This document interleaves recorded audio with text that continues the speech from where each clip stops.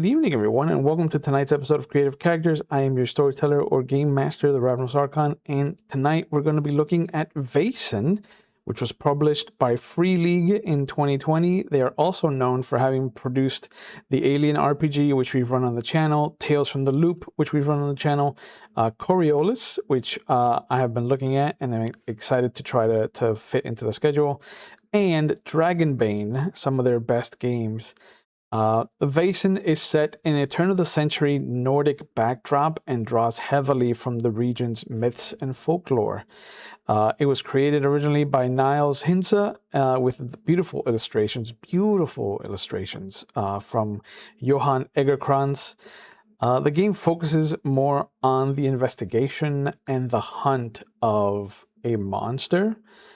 And a lot less on the killing of that monster. It's more about finding and discovering the truth of the greater mystery of life and all that.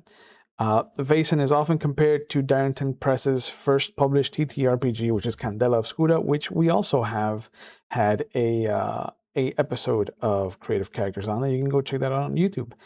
But today I get to speak to a friend of mine that is one of the main creative forces of Paradigm Entertainment, an award-winning creative of Paradigm Entertainment. Hello, Pete. Oh, stop! Yeah, Hey, man. yeah, it's Paradigm Concepts, by the way. Concepts. Concepts. Yeah, thank you for having me again back. Yeah. Always look forward to your games. And yes, I have owned this book for a while, and it's always been on my to-read list. Mm-hmm. And I'm glad that now I have a good reason to read it. And I'm really looking forward to this game. Yeah. So, yeah. First question I always ask everybody is, you have never played or run this game before today, is that correct?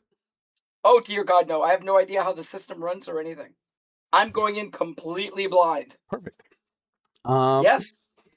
With Alien, Tales from the Loop, Coriolis, and with Vaesen, Free League has been using a D6 system very similar to the old Shadowrun, where only sixes count.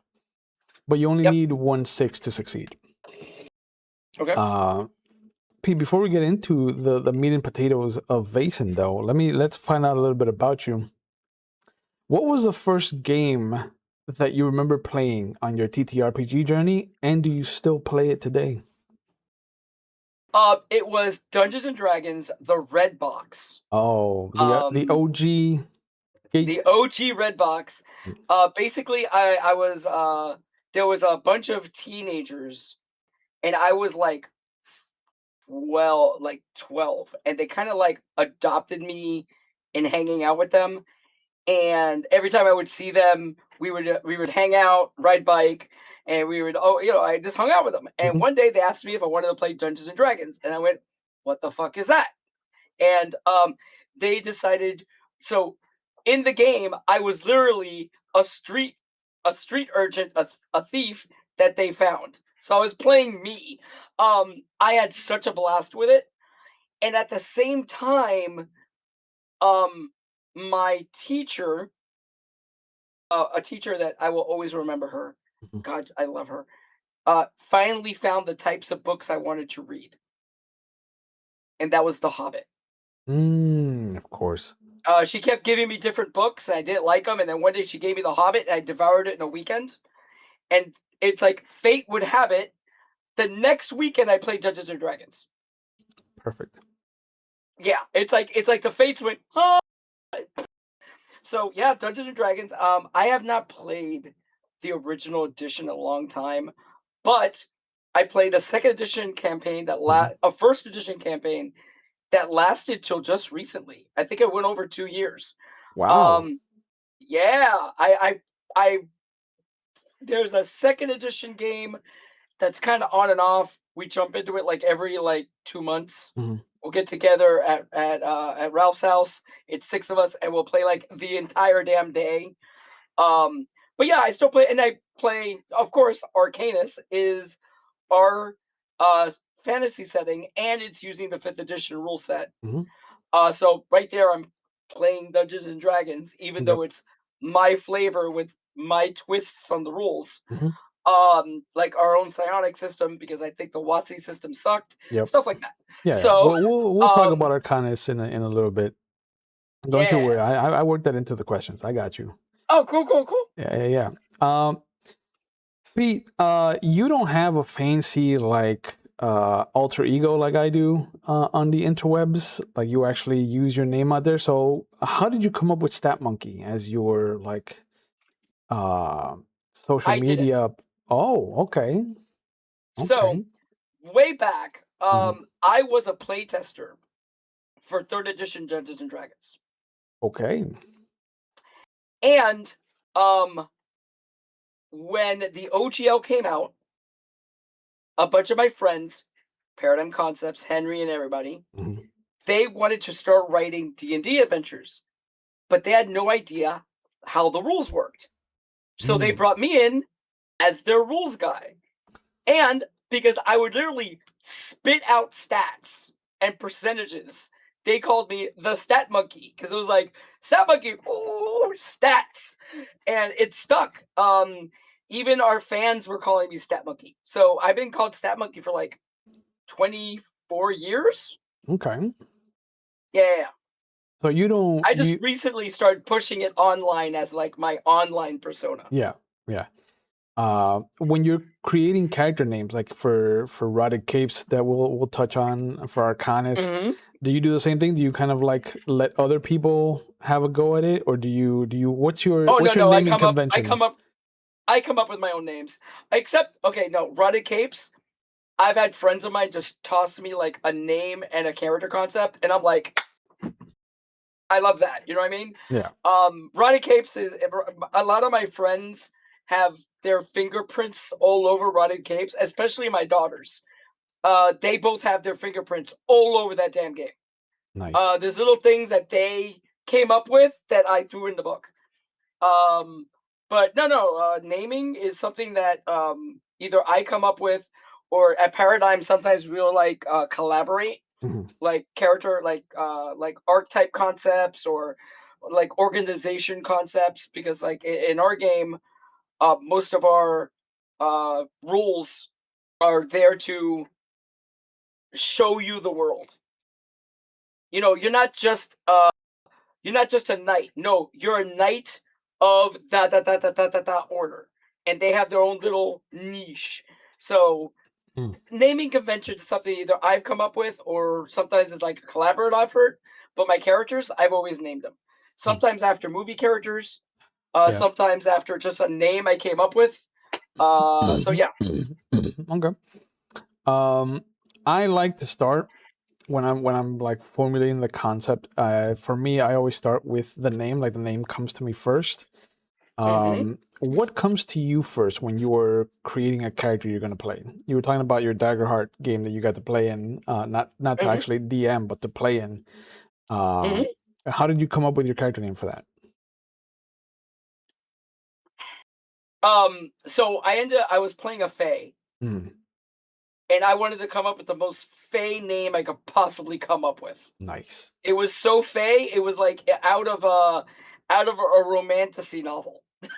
Mm, Yes. So it depends. It depends on the mood I'm in and the character I'm thinking of.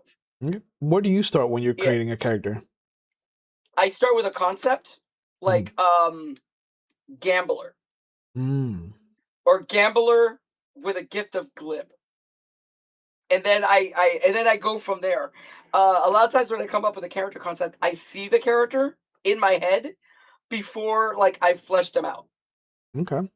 Like in our L5R game, Mm, Izzyagi, I saw him, and I swear to God, when I saw him, it was me, a little bit older, not as wise, and I was like, for the first time, I think I'm playing me as a character, and I did. That was Izzyagi, and yeah. the name, by the way, yes, it's the name of the god of death, Mhm, but I'm a giant fan of Destiny, the game online. yep. Yep. I played the entire 10-year series. Izyagi's Burden is my favorite sniper rifle. Okay. And I went, Izyagi, that's a god of death. Oh my god, perfect! And I wrote it Nice. down. Nice. Yeah. Yep. Uh, Pete, when we start creating a character for Vaesen, we always start with the archetype, and you got to figure out what age bracket. They have 3 age brackets that you can choose from that kind of Mhm. adjust your points accordingly. You can play young, middle aged, or old. Mhm.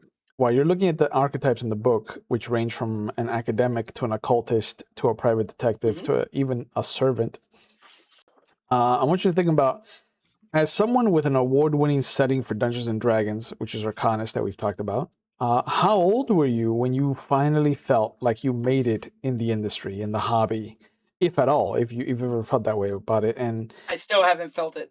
Though what has been the most profound compliment you have received in your creator's journey, though, to this point in time? when I found out Mhm. that a group was playing a home campaign of Arcanist for 3 years. Oddly, winning the Ennie Mhm. for fans' choice. No, winning the Ennie for fans' choice made me tear up.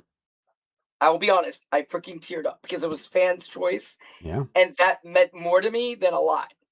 Um, and then when we won Game of the Year Origins. I wasn't there for that one. I was busy running a big event because we had our battle interactive at the same time, so I couldn't be there when we won. But when Henry walked in and he just held up the trophy and everybody lost it cheering, um, I didn't know how to feel about it. I was like, "Wow, holy shit, wow, okay." And afterwards, I was very proud of it. But it's like the awards really don't do much for me. Mhm. It's when I meet players who love my world or who love my game. Like when like I told you, one of my players on Nerds with Dice for Rotted Capes Mhm. wrote fan fiction about their character. Yeah. That makes my heart sing. I love when somebody grabs a story I'm telling and they run with it. It makes me ecstatically happy, and that's the type of shit that I that yeah, that like we played a home game of your game for 4 years, and it was awesome. And I hear their stories. Believe it or not, I like it when people come up to me and tell me about their characters. I like it. I like it. Yep. So yeah, so what archetype has called out to you from this list? And what So age are you thinking? I like the occultist. Yeah. Yeah. Um, and I liked the idea of playing a young occultist who still doesn't know everything. Okay. So like 17 to Yeah, like 25? yeah, like they have the gift. Hmm. They really don't understand the gift, and they're still figuring it out. I like the fish out of water Yeah. Yeah, yeah. concept a lot. There's sometimes I do like to play the I'm a badass at what I do, but I do like the fish out of water concept. Uh, so yeah, like I like the occultist, and I like the idea of playing a what was it, a vagabond Mm. who's just literally stumbling into this stuff and being like, Yeah. This is where I left my horse. yeah, it's like what the hell. Mhm. I get you. Yeah, yeah. So I don't know, those are the two I was looking at. Okay. Originally, before I even picked up the book, I had a whole different character concept, but it doesn't fit the setting. Okay. Yeah, What so setting did you come up with? oh, because I was thinking Penny Dreadful, Oh. I mean that and I it wanted to fits. play. It's turn of the century. Hold on, I wanted to play an American gambler with like I was saying, the gift of glib, Hmm. who's a complete fish out of water, like thrown into this, and he's like, what do you mean? There's monsters? What? But You can do that with I the don't know. vagabond if you want to Yeah, stick I that. could do that. I could do that with the vagabond. I was thinking about that. I could definitely do that with the vagabond. Is it still going to be a Um, young vagabond though at that point, or no? no, no, no, no, no, no, no, no. He would be middle aged Okay. because he came all the way from America, Yeah. Miracle. and he would definitely be middle aged. Yeah. Because young, he wouldn't have any of that experience. No. You know what I No. mean? Uh, but yeah, I was thinking about doing vagabond and doing like the professional gambler Yeah, of course. who left the United States because he owes the wrong people money. Yeah. Either one sounds fun. And yeah, yeah, So which one yeah. do you think you want to try out for this scenario? Oh, the vagabond, Okay. the gambler for sure, the gambler. Sure. Yeah. So middle Yeah, like aged. I like the idea of him having all these card tricks. And like he doesn't know it yet, but he has a talent for reading the cards. I like that. I like He's that. always had this thing with cards, and sometimes he tells story with cards, with normal playing cards. Hmm. What he's really doing, he just doesn't know he's really doing it. Yeah. Yeah. Yeah. Yeah, I like it. I like it. As a middle-aged person, you're going to be between 26 and 50 years old. So that's huge gamut of. that's ginormous. That's ginormous, bro. It's generous. It's generous. That's Yeah, where they very want generous. most people to kind of hang out. Okay, So with that in mind, you're going to get 14 attribute points and 12 skill points to spread amongst your character. 14 and 12. 14 and 12. Okay, So your attributes can be no lower than 2, and they can be no higher than 4, except for your key attribute for being a vagabond, which is physical, I think. Yeah, which is physique. Yes. yeah, physique. So physique can go up to Uh, 5.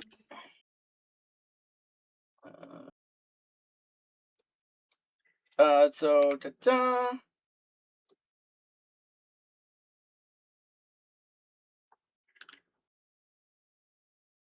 Mm. 2, 4, 6, Huh. 12.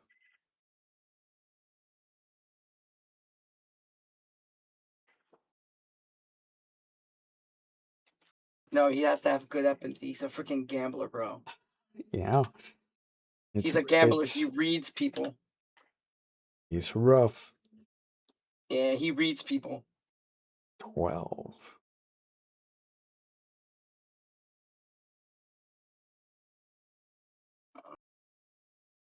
It's my main attribute.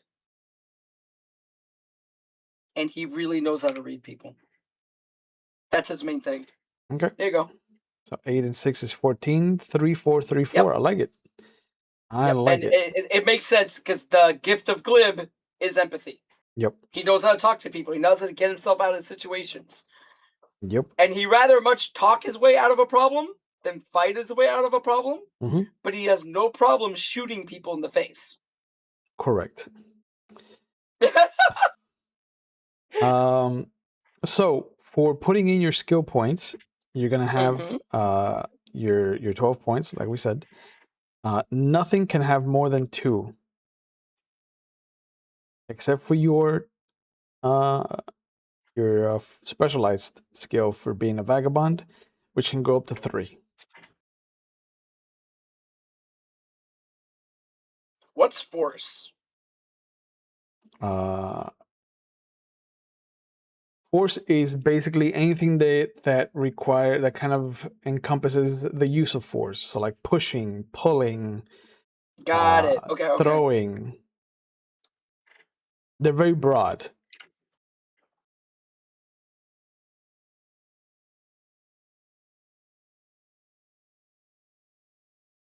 Well, you're putting that in. What? No, while you're putting those points in.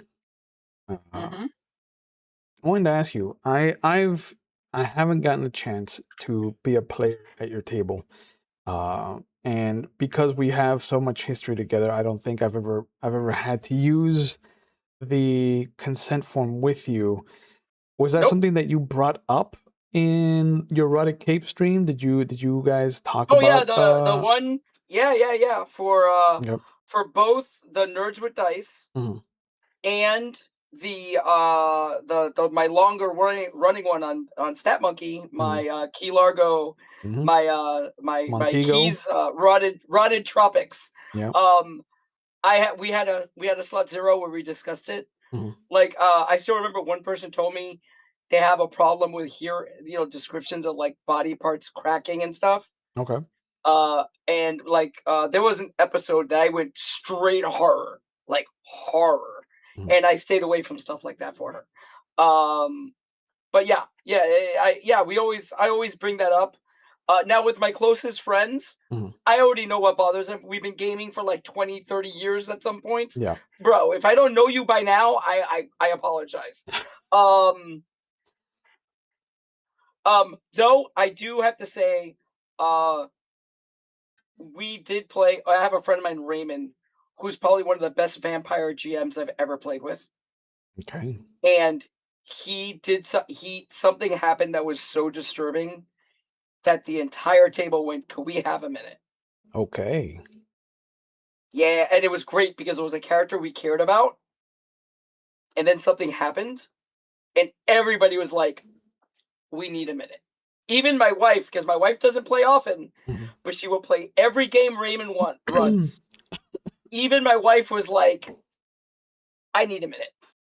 Yeah. But yeah, no, I always bring up like with new players, Mhm. I do like a slot zero. I'm like, hey, what are your limits? If there's gonna be a horror game, or there's gonna be this game, or there's gonna be this game. Um, so yeah, I always try to bring that up Okay. because I know how it feels to be uncomfortable at a table, Yeah. and it is the worst feeling in the world when everybody else seems to be cool with it and you're not, and you don't want to speak up. Yeah. Yep. It sucks Given ass. yeah, given our experience and our length of time, like our prison sentence of forever DMs, what are some of the red flags that you've noticed that kind of will tip you off that the table is not for you? And what are some of the green flags that you're just like, this is gonna be such a good time? I'm an old school GM. Mhm. So when I bump into like an old school D&D player, and they do I don't need consent forms. I know exactly what kind of game we're gonna play.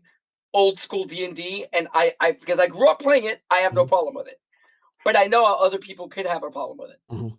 So like it doesn't bother me because I've played that game. Yeah. Um um Now I have gotten the creeps from some GMs. Interesting. Um Yeah, it bothers me when a GM uses children unnecessarily. Mm. Yes. Thank you. Now, children are an amazing story tool. Look at the way that I'm using my kids with Izzyagi. Mhm. Yeah. They could be such a good heartstring to pull on. But Did I ever overstep with your children or your wife no, in LFR? Okay. no, Okay. bro. Oh, yeah, No, because screw you. You made because me cry. you brought it up and You I'm made me like, hold on, is he talking about me? you made me cry on screen, sir. That entire part where I was like, "Do you want me to do it here?" And you said the words that my wife would have said, "I want to see our children one last time." Mm, mhm. And I was like, "You motherfucker!" And that ripped my heart apart because I literally saw my kids, and I'm like, yeah. But like I've seen, like you don't need to have kids as a victim Mhm. just Yes. for shock value. You don't need it. Um, So I kind of find that a little weird, especially when people harp on it. Mhm. As a GM, I'm like, you're weird. Um, Other than that, I'm down for anything. I just want to know in advance what we're getting into. Like there was a game I played. Um, it was literally I can't remember the name of the game, but it was very adult themed, Mhm. where different sexual acts were magical. Okay. And that was the game, and it was a group of four adults that wanted to play this game. It was me, my ex-wife, my friend, his wife, and one of our friends, another girl, and we all wanted to explore that game. It came out way back during like the D20 days. I can't believe I forgot the name of it.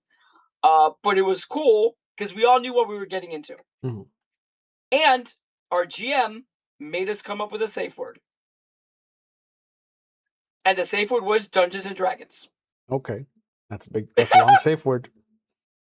It was like Dungeons and Dragons, and I still remember it came up twice, and we all like, okay, what do we need to hold back on? So, Nice. yeah, I'm very flexible in the storytelling I do, but if a GM gives me the creeps within a few minutes of talking to him, Mhm. I won't play. I have that radar. Not as good as my wife. My wife literally has to hear somebody say hi, and Mhm. she's like, creep. Bro, I don't know how she does it. She smells them a mile away. It's amazing. She has radar. No, But yeah, dude. Yeah, keep her there's certain things around. that yeah. There's certain things that keep me that I don't feel comfortable with with that GM. Mhm. And there's a by the way, especially way back in the day in Living Greyhawk, Oh yeah. there were Yeah. some players that I would never sit at their table, and I made damn sure that if I was going to be forced to sit at their table, I would come up with something else I have to do at the con. Okay. Yeah, because they it's the same thing. There's Yeah. some players that don't respect that line for the rest of the table. Yep. I cannot deal with that shit. If you're not mature enough to understand that she has a problem with this, Mhm. then you shouldn't be playing at our table. Yeah. It's true. Pete, one of the things that I like about Vaesen is that your archetype will give you Mm, inspiration for not just a name that fits the setting, but also your motivation, the trauma that kind of awoke your third eye, as it were, to the greater world around you, what your dark secret is, and then also it gives you relationship questions to ask the other players at the table. Because there are no other players at the table, we won't worry about relationships, so we can start looking at motivation, trauma, and dark secret while you think of an answer to this question. As we've talked about before, you're mhm. an award winning game architect in the gaming industry, uh, and you've been an architectural engineer in your regular life. Has Yep. that helped or hindered your way of thinking around gaming problems? And what are some of the ways that you've noticed that they are symbiotic to your thought process? Um. Okay. So engineering Hmm. is a box that you have to work in, Okay. but solutions are sometimes outside the box. Okay. It's really it just happens. Um. And role playing games always taught me to think outside the box. Mm, Uh, okay. so I've seen it go back and forth, and honestly, the engineering learning numbers helped me understand the numbers of the RPG. Like I still remember when I was a kid, and it hit me that oh my god, every pip on a D20 is a 5% chance. Yeah. And I remember it was like I think I was like maybe 13 when it hit me, and I was like, oh my god. And I always okay, so I know people don't like Thaco, but I always love the look on somebody's face when they got it, Mm, yeah. when the light bulb went off, and they're like, oh, I get it now. And I'm like, yes, we have that moment. And it's the numbers thing. Yeah. Yeah. And like, when D20 third edition went to a simple D20 plus target number, I mean, plus modifiers hit target number, Mm, I was able to spit out the math like that. And that helped me out. Now, as far as game design, what helps me be a better game designer mhm. is running games for new players, but not running games. I've noticed that sitting down and watching people play my game without Ah, me interfering has taught me more about game design than anything else. okay. Um, Rotted Capes has gone through a lot of tweaks since the Kickstarter, and one of the groups responsible for it is the Fandible podcast. They're running a Roddy Capes game. Okay. And I'm hearing them play the game, and I'm like, that rule could be smoother. And I see what's going on, and I'm like, I literally, two of their podcasts, I had the document open on the side, and I'm fixing the rule, or I'm thinking, wait a minute, there's a better way to do that, or wait a minute, and you know what I mean? Hmm. So yeah, engineering helps with the math, but watching people interact with the rules has taught me more about game design than anything else. And not playing, because I am a stat monkey. Yeah. I inadvertently create cracked characters all the time. And even though I don't try to, sometimes I literally stumble into it because that's my brain. My brain will see this piece over here, this piece over here, and be like, ooh. Yeah. So, yeah, but like sitting down and just watching people play my game, uh, that teaches me a lot more. Like, I wish I had, like, I actually have two people, that are going to start their own Rotted Capes podcast, Okay. and I'm so looking forward to watching them so I can learn more about my game and how people interact with it. Is Was that something that you kind of noticed with Rotted Capes in an easier format than it was with Arcanis? Because I feel like Yes, Arcanis is just like it's Dungeons and Dragons with, it like is. you said, It's it. It is. your uh My twists. yeah, your blood, sweat, and tears instead of like WotC's or Yeah. Um, because in that case, I'm already working with a system that pre-exists, yeah, right? yeah. And there's ways I could bend and twist the system here and there. Hmm. But like my psionic system is really a twist on the warlock. Okay. The way it works is, you have psionic focus that you can dedicate to little powers that are always active when you're focused, but you have to sacrifice that ability to manifest a big effect. I like that. So it's a warlock has their own little powers and their spells that they get back under short rest. It's the same thing, just that flavor now that you have to sacrifice this to get this. Hmm. Because the way again, like I'll come up with a story concept and work backwards. I always thought of what would happen if somebody had insane ADHD, but the ability to separate their focus to do like three things at once perfectly. How alien would it be to talk to somebody who's holding a conversation with you and writing a letter to somebody else?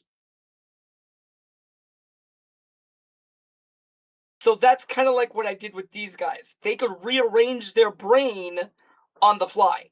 They could be like, wait a minute, that's not the ability I need right now. Got it. Nice. Yeah, and there's little nods, by the way, to, because I do it all the time. There's little nods to movies and video games I love. One of the archetypes has Mind Palace because I'm a big Sherlock Holmes fan. Yes. Um, yes, so there's little nods. Like if you play, there's little nods to Destiny here and there. There's little nods to Sherlock Holmes.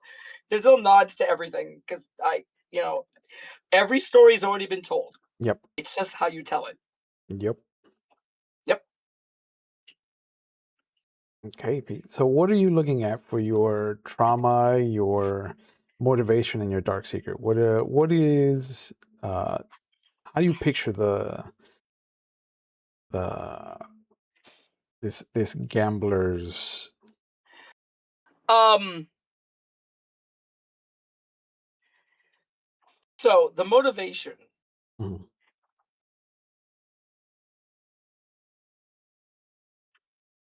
He always wants to solve the next puzzle.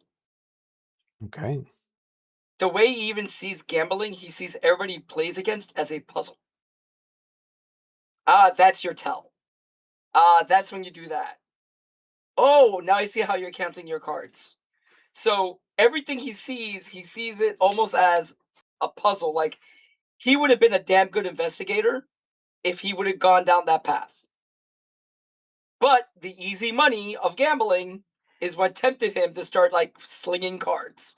And his ability to read people. So yeah, his motivation is always to figure out the next puzzle. Okay. Go ahead and type that in. What do you think was Ah, the trauma that awoke you to this greater world then? Uh,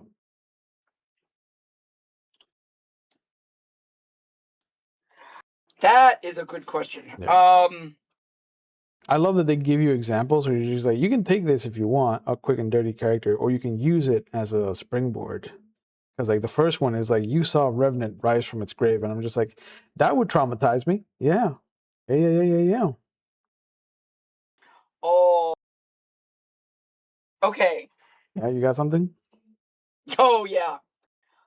He played a game of cards Mm-hmm.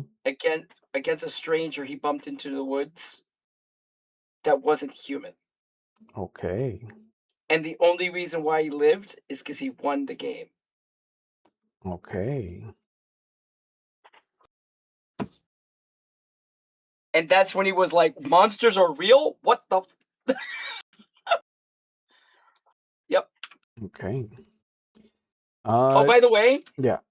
he always gets the feeling that that thing wants a rematch. Okay, that was going to be my question. Did it go away Yeah. forever, or is it No, still like it looked at him and said, "Don't worry, we'll play again." 2 out of 3? When he left. Yeah, it was like, "We'll play again." Yeah, And the thing complimented him. The thing was like, "Well played. I didn't see that coming." I like Like, you that. know what I mean? And it kind of like it found him interesting enough to let him live. I like that. Yeah. Do you want to tie that to your dark secret then in some way? Because Maybe. Yeah, one of actually I the like that. yeah, because one of the dark secrets that they give you an option for is terminal illness, and I thought, what Yeah. about if you're in winning with this monster, like every day that you don't play him again, you lose 1 extra day of your life. Interesting. You know what I'm saying? Like that's an idea. But I also like stolen identity as one of the options that they give you because I'm just like, yes, I am John Hamm. Oh. You don't look like John Hamm. I am John Hamm. Mm. Don't question it. I like no, because he's so far away from the States Hmm. that the chances of bumping into anything Yeah. that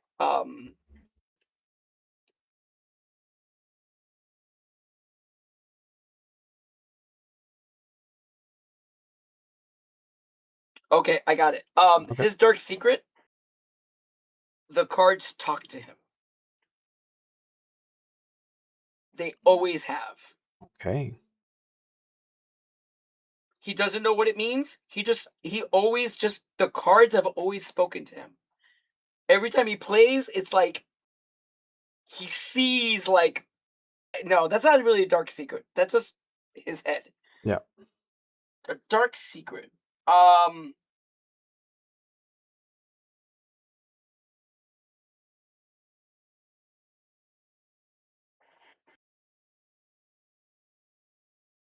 I like the the secret identity, Yeah. but I don't think Yeah. it'll ever really come into play. And if I pick something, I want something that comes into play. Yeah. Of course. Yeah, I don't want something that's like there and just doesn't do much. Oh, Hold on a second. what if we take a twist on the other one that it has there, where it's like a Vaesen kills anyone that I love? Mhm. What if anyone that you beat in a one-on-one game dies? Like you are cursed to Oh yeah, but that takes away so much fun for him. it. You To you figure out the next puzzle. you're a winner. Oh, Your winning comes at a cost.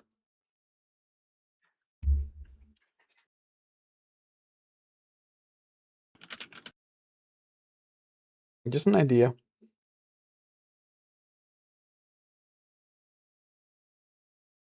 and you know what it is? Hmm. That thing that let me live Mhm. is jealous. If it's Yep, it's jealous. By if the it way, fits, I it's not sits. just a it's not just a one-on-one card game. Mhm. It's any challenge. Okay. He doesn't know it yet. He knows that the card game thing might be a thing. He Yeah. hasn't realized it's any challenge. I like Like he that. does some silly things sometimes and goes, "That sounds like a bet." Yeah. And he doesn't know that he just basically killed that guy. Yep. A day later, that guy's dead. Yeah, and it's like, but the thing is, he's moved on like from place to place so much Mhm. that he doesn't realize there's a trail of bodies behind him yet. Yeah. Oh wait a minute, yeah, hold on, Dark Secret. Yeah, Yeah. he Yeah. has left behind a trail of bodies. Yeah. Mama He McStabber doesn't hit even it. know it yet. Yeah, Mama McStabber hit it on the head. He likes to eat the losers, Yep. and you supply him with or them with a lot. Mm-hmm. Um, Pete, given your history with the hobby, where are you most comfortable at the table? Do you prefer being a player or running the game? Like where are you gonna have the most fun? It depends on who I'm playing with. Really? Okay. Yeah, like I love running games Mhm. for my nephews, my little nephews. I love running games for my kids. Like Jennifer, my youngest, the way that she thinks outside the box with rules, I love watching it. Okay. Um, I like DMing a lot. I like the storytelling. Um, but there's a few groups that I want to be a player because I love being hanging out with them as a player. Does that make sense? Yes. Yes. Yeah, yeah. Like Raymond. I hate GMing Raymond, but I love playing with Raymond. Okay.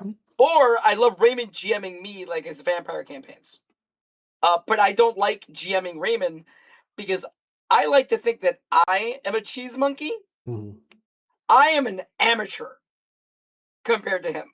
He is a lawyer in real life and a rules lawyer in a game. Okay. Yeah, but I love it when I'm playing with him because we make the dumbest, ridiculous combinations that are just like stupid. Um, but yeah, it depends. Like I just sometimes I really want to GM. Mhm. Sometimes I really want to play. There's some games I want to play. I just want to play them. Um, like L5R. I Mhm. don't think I'm a good storyteller for L5R, Mm. but I would love to play it. Yeah. 7C. Oh, yeah. I could run 7C damn well, Yeah. but I believe it. I will jump at any chance to play 7C. Right now I am playing one of the funnest 7C campaigns with John Wick as my GM. Oh man. Bro, I'm playing a character known as El Gato. Does he have anything to do with the Kickstarter for third edition? No, he does Okay. not. Okay. Yeah, he does not. Though he runs a bunch of stuff on I forgot the name of the website that you could get GMs, you could pay GMs to run stuff for Oh, you. start playing. Yeah, start playing. He has a bunch of games on there. If you want to play with him, you can. He's doing a an L5R cyberpunk Wow. where all the clans are mega corporations. That's crazy. Yeah, bro. But he's doing it on a day that I can't play. So I'm like, because Oh. I would have jumped in. Yeah. Yeah, Yeah. he pitched it. He and another thing he's running, which I am thinking about getting into, he's running an old with the I forgot the name of the company, the old Star Wars game. A West End? Yes, he's running a West End Star Wars game. I Clone love West Wars. End. He's running Clone Wars as told by John Wick. Jesus. Did I tell you that for all my Star Wars games moving forwards, I don't consider the prequels or the sequels canon? Okay. Yeah, yeah. You You can just consider pull the original three. vibes from them. Mm-hmm. You can pull themes from them, but Uh-huh. like as far as hard and fast like laws of the universe, they Yeah, don't yeah. exist. It makes sense. The You're original doing your own version. Yeah, the original trilogy and everything that came out in the Dark Horse comics for Tales of the Jedi and like the Yeah. Golden Age of the Sith and all that, like that's canon. Those comics were so good. They were fantastic. They were so good.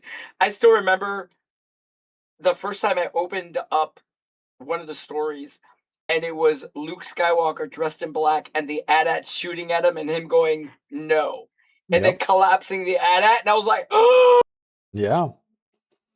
Yeah. Uh, Pete, given that this system asks you to create a dice pool by combining an yep, attribute and a skill, uh-huh. using the combinations on the character sheet, where do you think that you as a person would have the highest pool, and where do you think you would have the smallest pool when it comes to your day-to-day life? Oh wow. Me, huh? Hmm. I would have a high inspiration. Yeah. I don't like it, but I would have a high manipulation. Okay. Uh, because I have this thing where I could get people to open up and talk, As you and I said, don't do it. Yeah, with your story and about what happened to I you. don't exactly. I don't Hmm. do it on purpose. I just start talking to people, and next thing I know is they're telling me their life story. Hmm. Um, I've made some long life friends like that, especially with the Arcanist fans. Hmm. Like we would always have like we had traditions that we would always go to the bar after a big event, and we would just start talking. And next thing I know, like I know everything about this person. So yeah, I would have a high manipulation, a really good inspiration. Hmm. Um,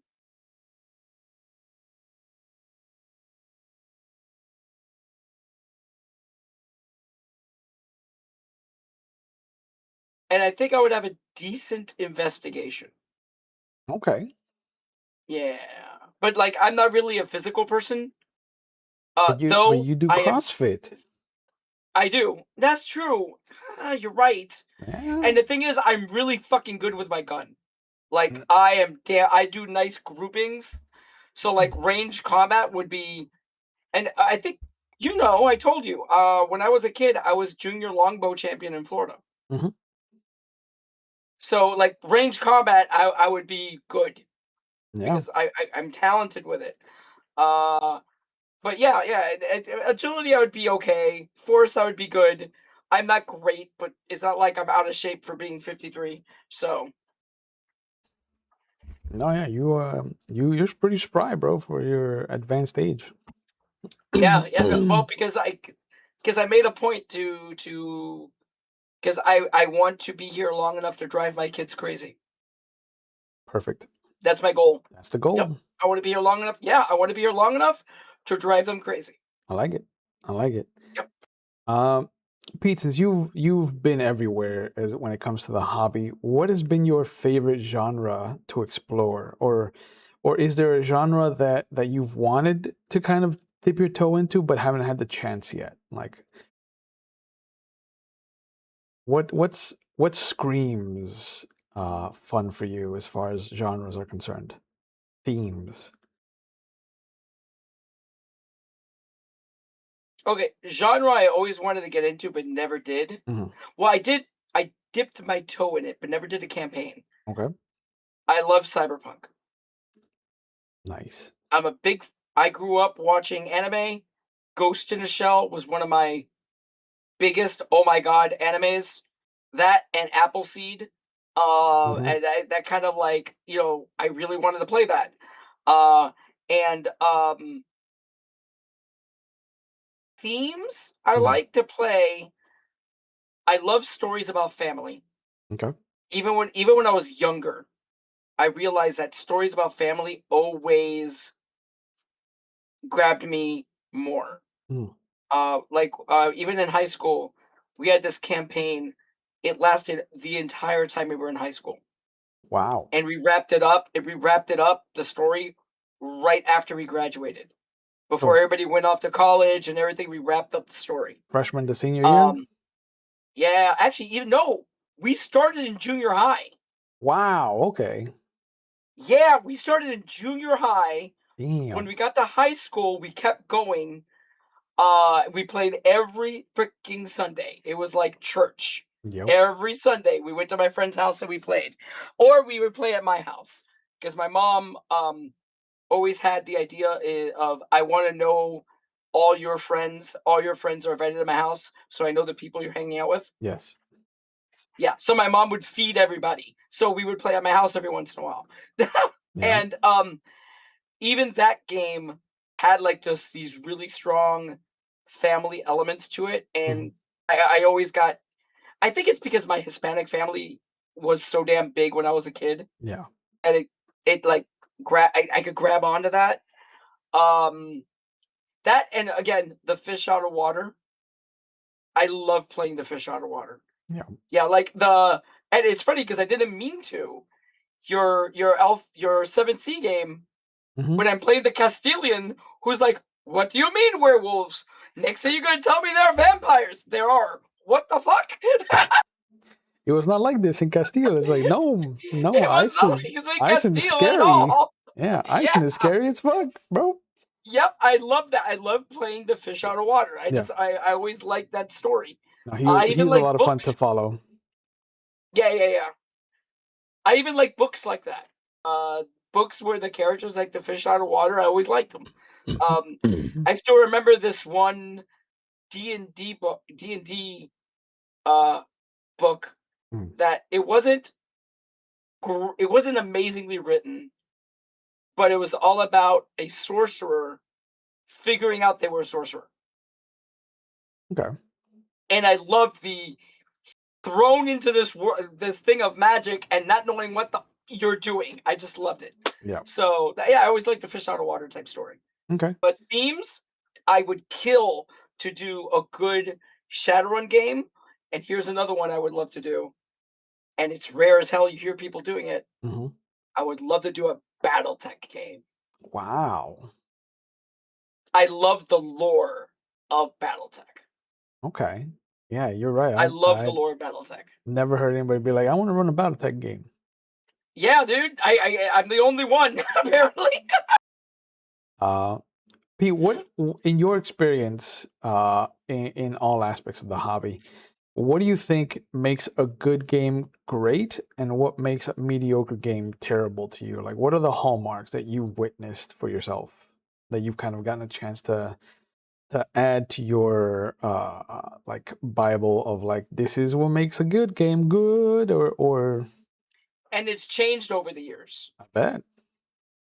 When I was doing my 3.5 design, Mhm. it was all about in my head tight mechanical. This rules work, and these rules work with these rules, and it's not broken because of this. And I liked creating new shit that wasn't broken but fun. Mhm. Um, but as I get older, for me now is more like how players interact with the setting Mhm. and the mechanics. Um, Capes has a lot of narrative mechanics. I like mechanics that tell a story. Mhm. You're encouraged to lean into your flaws because the best heroes are flawed. Yes. It rewards you mechanically, but the reward that you get mechanically lets you mess around with the story. So yeah, and I love that. I love that Yeah. give and take in the story, and I like it when players. It's weird. It's like okay, when you're playing D&D, you're interacting with the rules as far as A leads to B leads to C. Mhm.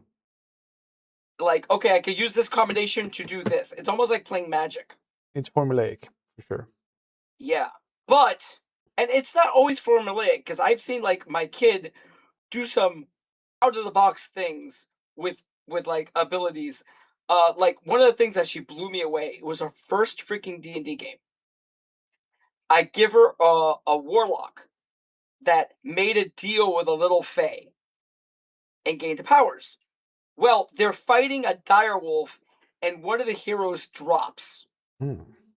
she stands over it and she uses her fear ability Okay. and tells the wolf bad dog. And I was like, "What? Why are you doing that?" And she goes, "Dad, it can't come closer to me." Now she could heal the wolf without a provoking attacks of opportunity because I'm standing over him. She could heal him. And I was like, "God, I love you. I'm so proud." Yep. I love that. I love when they think about like a power and they're like, "Wait a minute, I could do this with it." And I can tell you that the designers never intended that one moment, but Yep. it's great. But that is like it's thinking outside the box, but it's not. The box is still there. Yeah. I like rules that grab the box and throw the box out the window. Like the fact that with a plot point you could rewrite part of the scene in Rotted Capes, and I've had people come up with some of the coolest story moments using plot points. Um so yeah, I for me it's how players interact with the rules Hmm. that makes the game good or not. It's really cool that lately the rule, like if you look at a lot of the new rules by all these other publishers, they're all leaning into that. And D&D is lagging behind on that Hmm. one. They 100%. haven't embraced that yet. I think they're afraid to. Um, because I'll tell you, part of their design philosophy is that every table should have the same experience with a published piece of material. I think that's flawed. Yep. Every table should have their experience Correct. with that published material. Uh, And I I'll don't care if they're completely different. I'll My tell you. rule is, did everybody have fun? Yeah. Yes. Done. I'll tell you, man. We just finished a campaign of Descent to Avernus that a friend of ours ran for us, Mhm. and it was such a tooth pulling experience that I had to look up whether it was just me being like, I hate Wizards of the Coast. I don't want to give this the proper attention it deserves. I'm just not gonna have fun. Like man, like uh, or if it was the game that's terrible. But no, everybody, it's a Coco. No Mocha. Yes, this is Uh, Mocha. I had to use my mnemonic device to get there, but I got there. Um, but no, online everybody's like, "Oh, I love Descent to Avernus. Descent to Avernus is so much fun. Don't play a wizard. Descent to Avernus, this and that, and but don't play a wizard, and don't play a druid." And I come back to the table, and our DM wasn't there, and I go to the other players. I'm like, "Hey, man, this hasn't been fun since like level 5, and we were level 11 at this point." Oh my God. Yeah. And they're like, "You know what?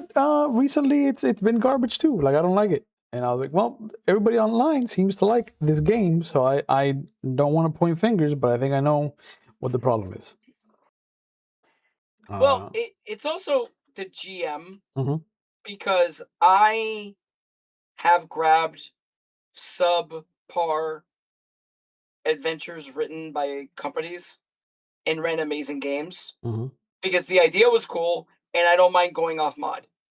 yep, But you have GMs, like I have a friend of mine, Ralph, who has now started to go away from this, mhm, and it makes me happy. But for the longest time, he was, this is the intent of the writer, and this is how I should run it. But over the last year, he started to embrace the, yeah, whatever. We kind of told the story. We're good. Like we played the new Marvel game. okay, I love it. I love the new Marvel game. It's fun, it's simple.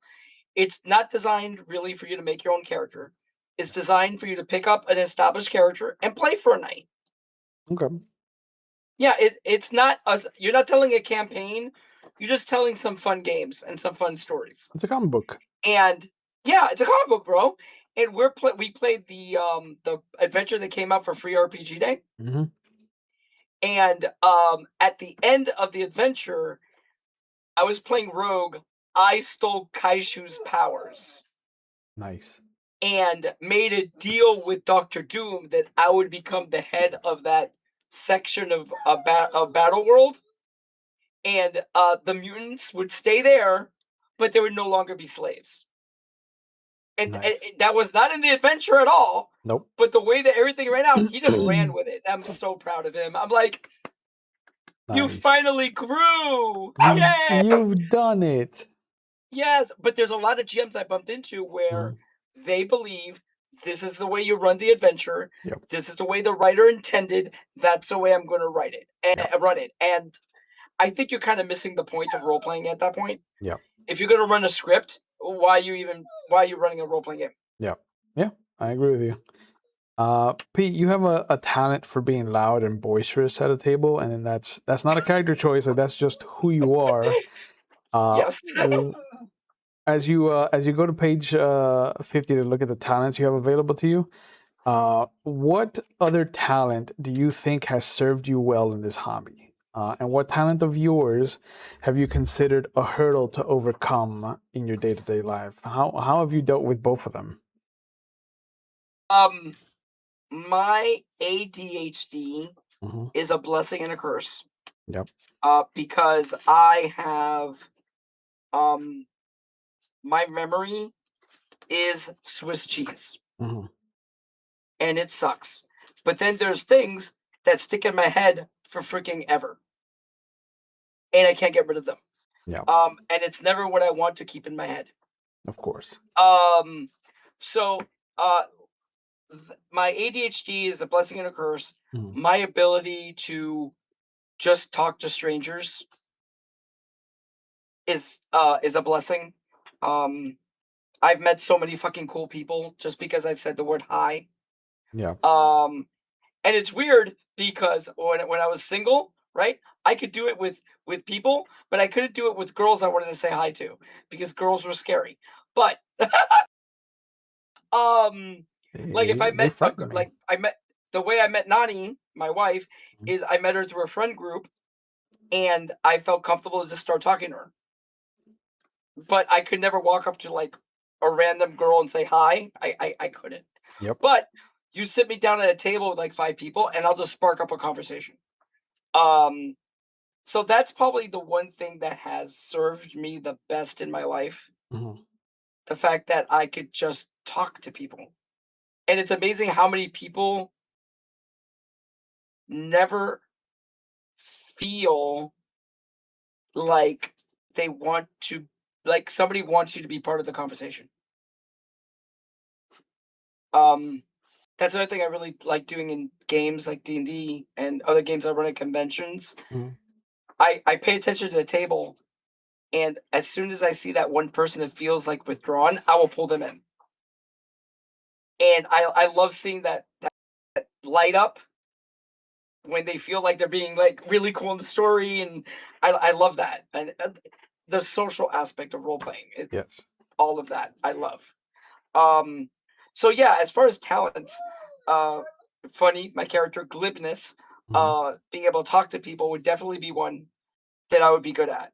Um, and it's probably the one that served me the best in my life because I've made some awesome friends Yeah. by doing so. Yep. Uh, Um, so you get one. You get your choice of one of the three vagabond yeah, I saw. talents.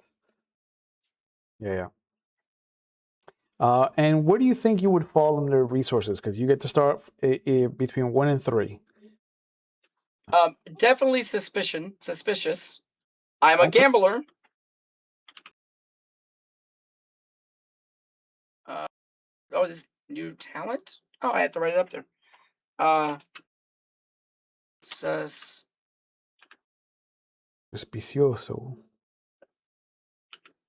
Yeah. Do you think you Yeah, would you're be right. Yes. destitute, poor, or struggling as far as money? Struggling. I'm not poor. I'm a gambler, All right. All right. I'm just saying. and I win more often than I don't, and I don't know how bad that is. I like it. resources of 3 then starting off.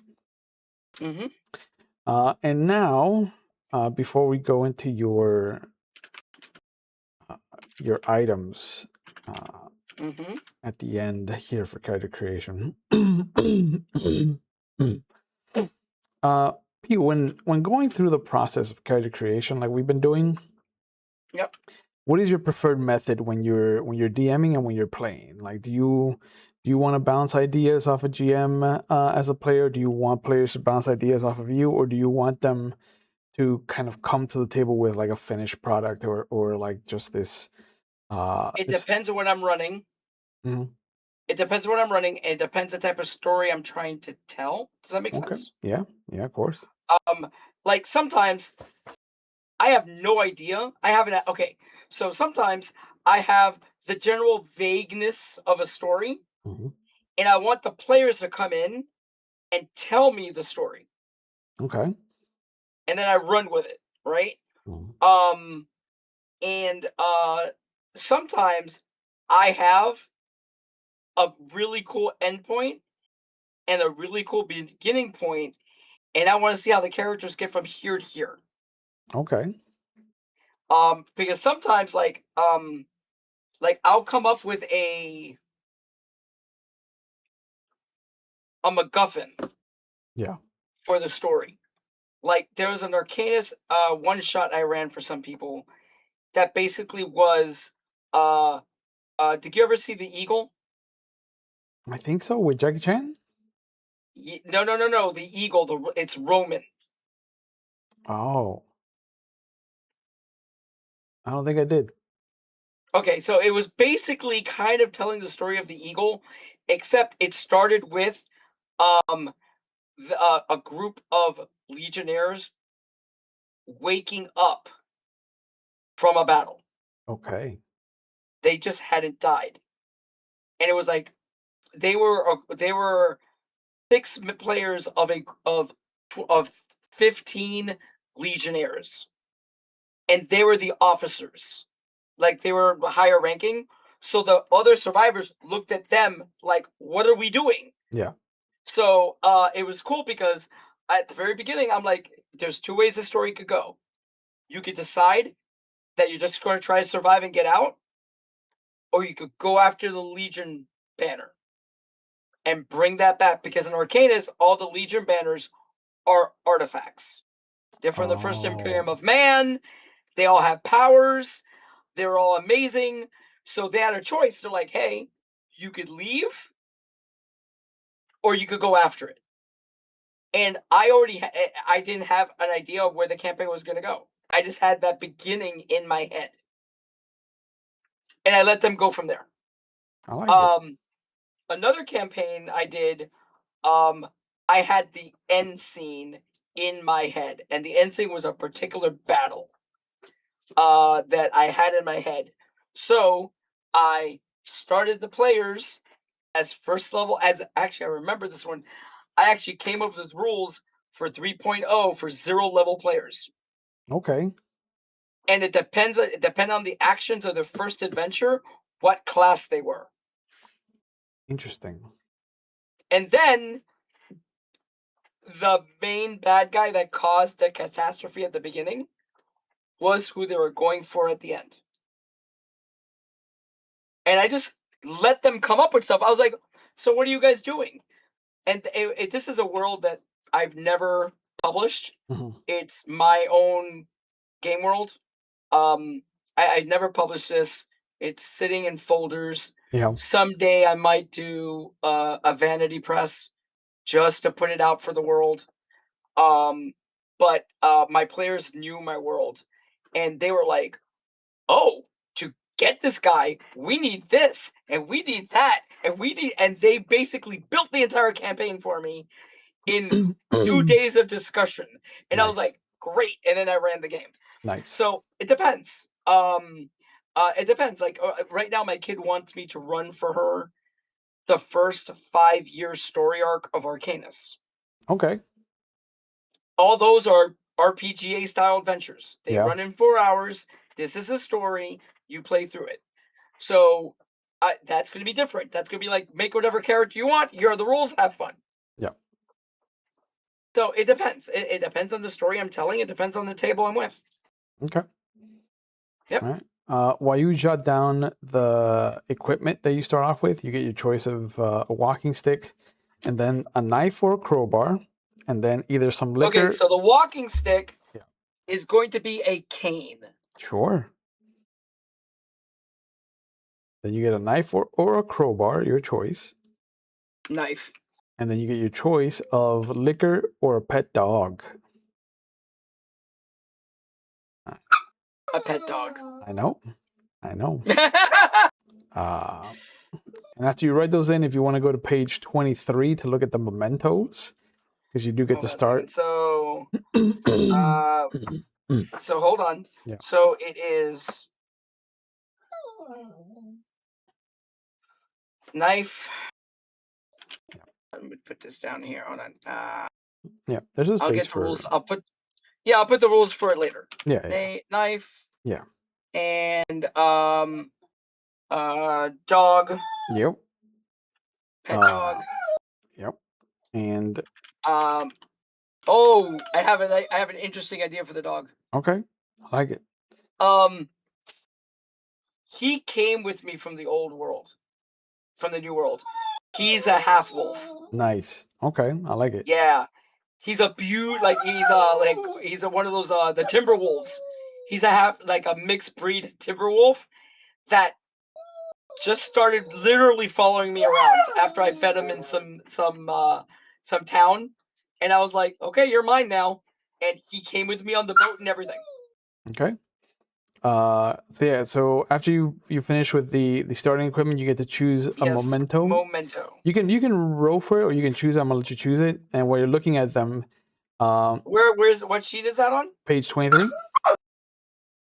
While you're looking at them, what is a keepsake or heirloom or even a trinket that you have received that has been with you and that brings you solace in some of your trying times, like or even a simple smile to your face whenever you see it or when you touch it, because of the significance that it has for you? My mother's cross. Yeah.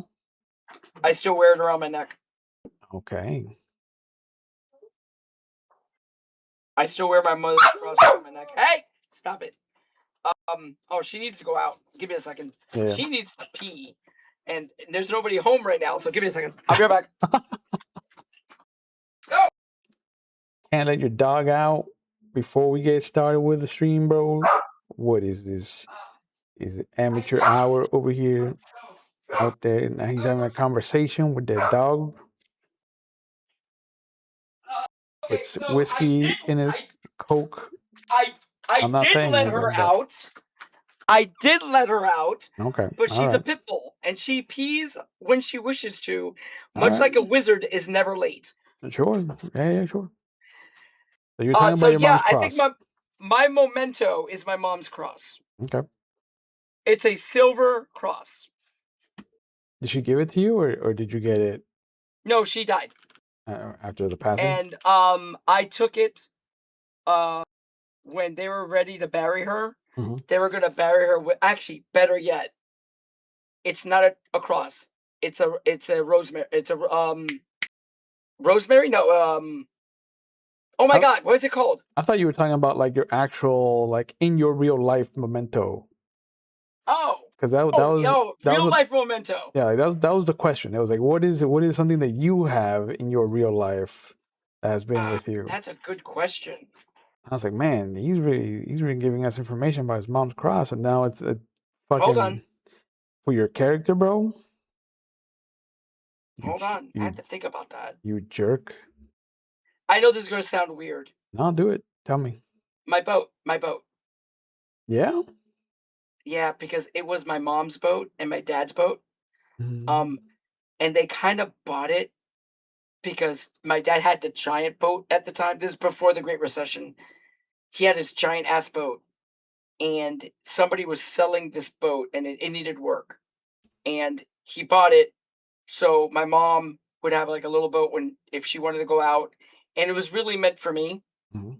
and I spent an entire summer with my dad fixing that boat up. Like, I learned how to lay fiberglass. I learned how to do this, I learned how to do that, and it became my boat. Um, that boat is 37 years old. Damn. I still have it. I Hmm. swapped the engine out on it. Yeah. It still floats, and it Yeah. still does its job. Right now, I am planning to redo all the electrical on it, Okay. but that would be my memento. That's my connection to my mom and my dad right now, is that little boat. Okay. I like it. And the funny thing is, my youngest daughter has already declared that when I die, that boat is hers. She laid She's claim. like, "When you die, it is mine." And I'm like, "Okay, fine, it's yours." So yeah, the memento for this character, Yeah. I think a rosemary is it's called rosemary, right? Rosary. Rosary with a Yeah. silver cross that was his mother's. Okay. He's not particularly religious, by the way. Yeah, of course. He's not, but he wears it because it's his mom. Yeah. And when shit starts getting out of weird like sorts, Mm. he grabs it.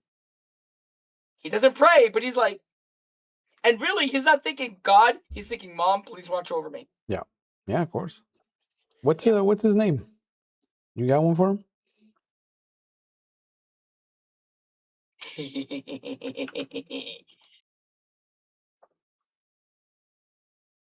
Maverick. Okay.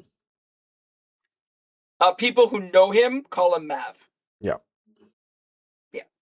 Um, I don't know if you want to play around with this. He doesn't know who his father is. Okay. His mother was a prostitute, basically. Worked in a brothel, and then later on became a madam. A Um, working girl. yeah, she was a working girl, Yeah. and that's basically where I learned how to gamble. Okay. Yeah. Okay. Uh, so we will open up on a classic black screen. Mhm. We will hear the sounds of waves before our vision starts to haze, and it is not us as the issue, it's the fog. Mhm.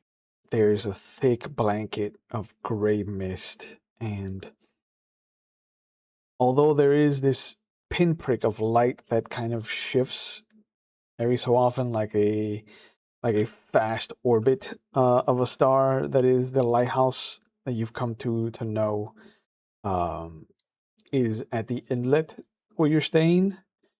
Mhm. How big is this town compared to where you came from? Oddly feels kind of like the same but different. Okay. It's like the architecture is different, Yeah. but it feels the same. Yeah.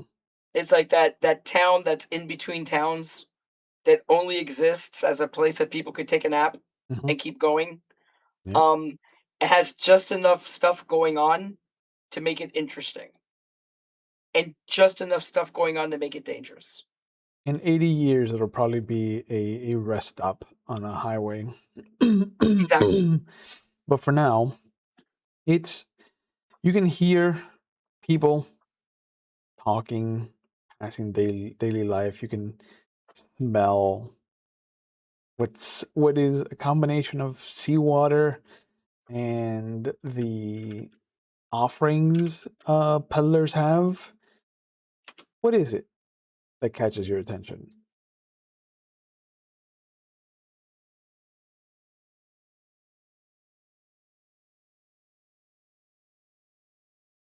Something savory or something sweet? What hits you and it's The like, smell, the smell "Mm, of cooked meat. okay, I haven't had some nice cooked meat that I didn't cook myself over a fire in a while, and whoever's making this knows how to use spices. Because I'm like, my stomach. Ugh. Yeah. I look into my bag, I see a few coins, I'm like, I could afford some. Fine. So I just let my nose guide me. Yeah. Next to your coins, you will also see a letter, which is what has brought you across the ocean, because you're not from this area originally. Nope. You're from the big old United States of America. Mm-hmm. Uh, and this old world feels ancient. The architecture, like you said, is older, wooden logs that you would imagine on the frontier, like hearing stories of cowboys and Abraham Lincoln. And here there's this gothic feel, this air. Uh, some of the stories you heard on the way here are starting to kind of ring true for you. There's moments where even when you get to see a break in the fog and the light from the lighthouse washes over the Gothic cathedral of a church that sits in the heart of the town. There's moments where it'll look from a moment that the gargoyle is looking forward, and sometimes it'll look like the gargoyle is looking down at you. There are strange moments that catch your attention, and you don't know if it's because there's nobody like outside. All the conversations you hear are behind like the walls, are muffled because people are inside. um, but you will be brought to a small little cart. um, the the driver is an older gentleman who sees you coming up, and will turn the knob on his oil lamp to kind of give more light and push this fog away from you. And there is a little iron box in the center of this cart. It's maybe a foot by 3 feet, that just has these red and orange glowing embers of charcoal and this makeshift grill on top of it, where you do see him every so often will just spear a piece of meat and turn it as you come over with like a big smile on his face. What's something that you kind of notice about him that sets you sets you to take a step to the side for a moment? Um, he has a clear indentation on his skull. Like he got hit by something and it just healed that way. Hmm. And at first I thought he was wearing a hat, but then as I get closer, I'm like, oh no, no, no, that's his head. um, That's and oblong. and yeah, and politely, I do take off my hat as I get closer to sit down. As I'm assuming we he has like little Yeah, he has a little benches, stool. like Yeah, little. he'll have a little Yeah, stool that yeah. he can pulls out. I take off my hat and I give him a nod as I get ready to sit down and I pull my duster back so I have some room. As as the camera pans from your perspective to his, what does Mav look like? What do we see from his perspective? So Mav is a middle-aged man, Mhm. um, wearing a duster that's out of place here and a bowler hat, Okay. a tight little bowler hat. Um, he has a cane, um, that he walks with, though he doesn't put weight on it. He just, you know, Mhm. it's um, his facial wise. Uh, he has a tight little mustache and a goatee. Okay. Gray is starting to appear in it. Um, Not by age, by some of the things he's seen. Hmm. Um, and also the the shadow that walks next to him would be easily noticed. Uh, and what else? Ha! And when Maverick gets close to him, the one thing that stands out are the green, green, green eyes.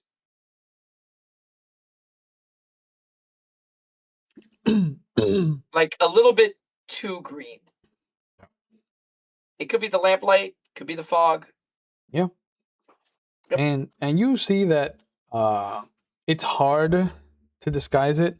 You're used to it by now, but the moment that he makes eye contact with you, like he averts his eyes um, as he talks to you.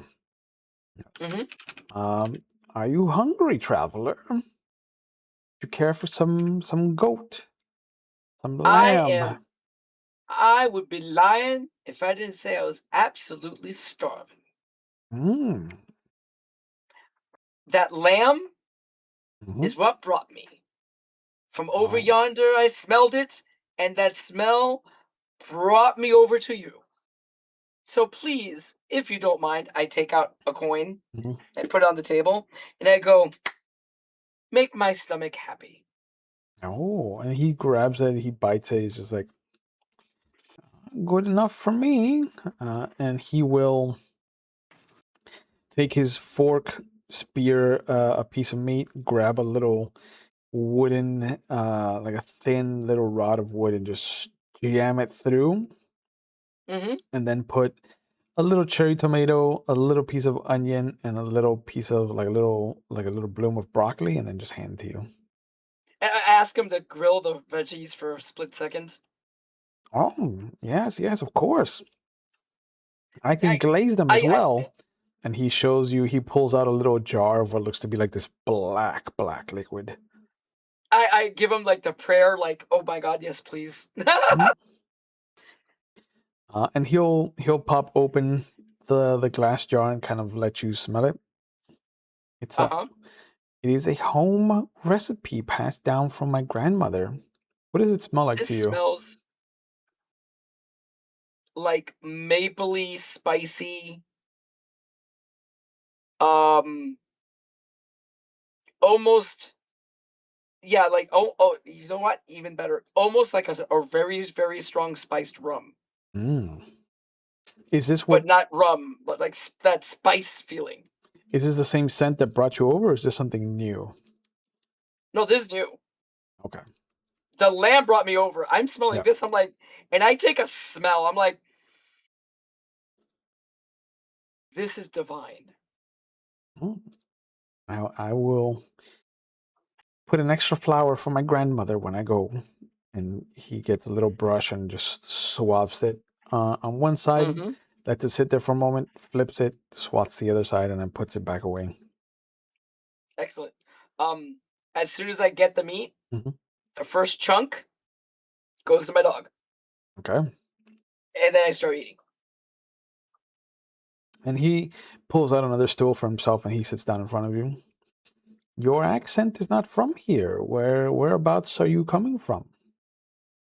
I'm from Montana, down by the states, the United States of America. Oh, across the ocean. Yeah, I think you guys refer to them still as the colonies. Oh, wow. I don't. That is British affairs. Ah, no, but what would they refer to it over here? The old world? No, the new world, right? New World, yeah. Yeah. Oh, yeah. I would say yeah. Montana. It's in the new world. Oh, out in the expansion. hmm Do you like it over there? You're roboting. Do you like it over there? Well, I grew up there. Everybody Mm, loves their home, okay. but I'll tell you, this place has kind of grown on me. there's a history. Hmm. We're all shiny and new, and it impresses me that, and I point to the cathedral. That building is older than our nation, It is. It is. and that type of it it intrigues me. And I must say the people I've met here are very welcoming, and Mm. I like it. I like it. I'm not going to lie. I do miss home sometimes. Hmm. Um, I miss the way the whiskey tastes over there. But you have a beautiful country.